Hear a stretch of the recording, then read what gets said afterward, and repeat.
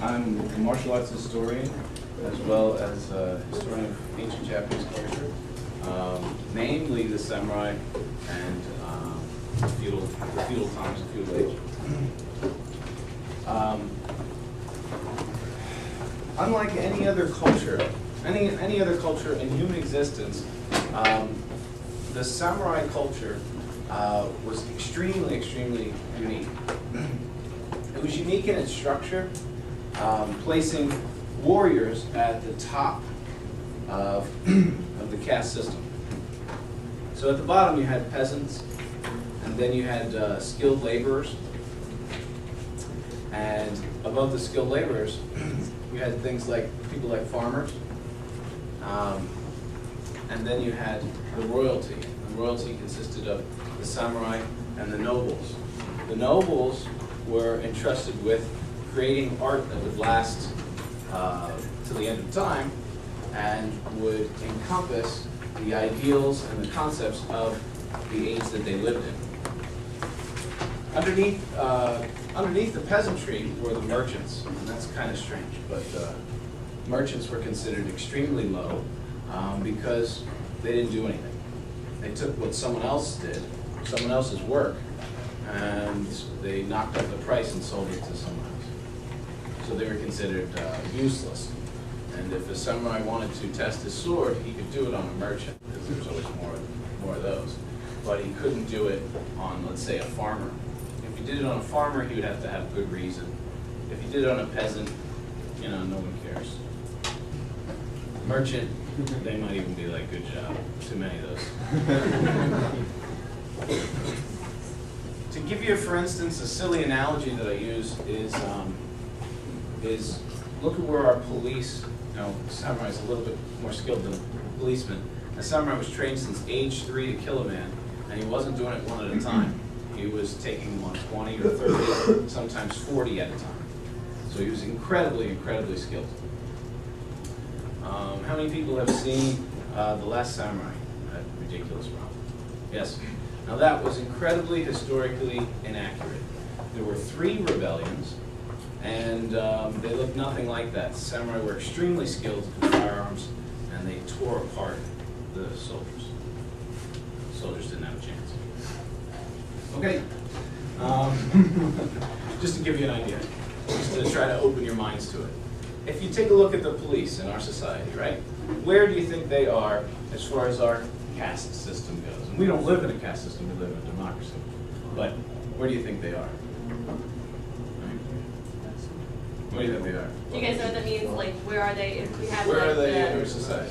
Okay. On the bottom. upper class, middle class? Right, upper class, middle class, they're pretty far down, right? They just don't make a good living. Okay, the samurai would be the Donald Trumps of our society.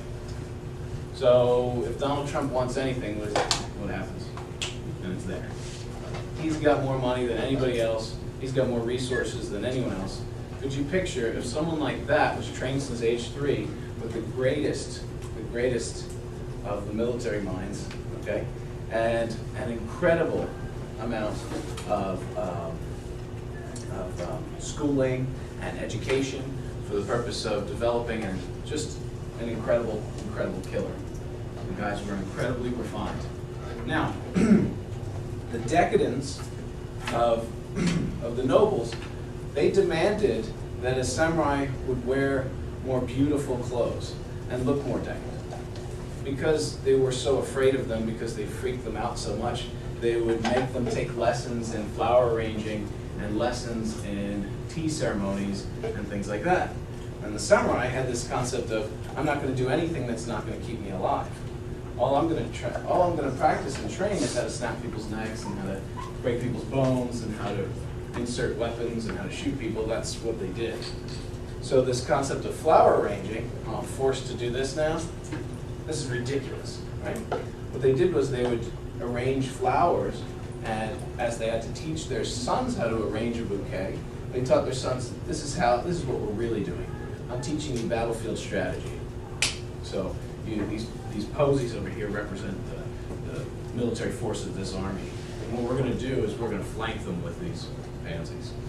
And the plan was to They enriched their sons with the knowledge of heiho, or battlefield strategy.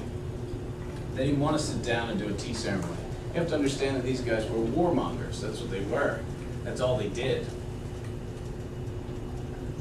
Having said that, they were looked up to as nobles, because they were of noble blood themselves, and they had certain rights. One of their rights was suicide. They had the right to commit one of the most heinous methods of suicide. Heinous being really gross. Very, very painful. And it was meant to be extremely painful, and that was their noble right. I know that might not make any sense, but we'll get into that. Another noble right of theirs was to wear what was called Musubi, which was their top knot. And what they would do is they would often shave the sides of their head, and they would bind the top of their head into a ponytail, starting from the front, going to the back, binding the top of their head in the back, and then folding it back and forth and binding that together. And what that created was a handle for anyone that was good enough to take my head.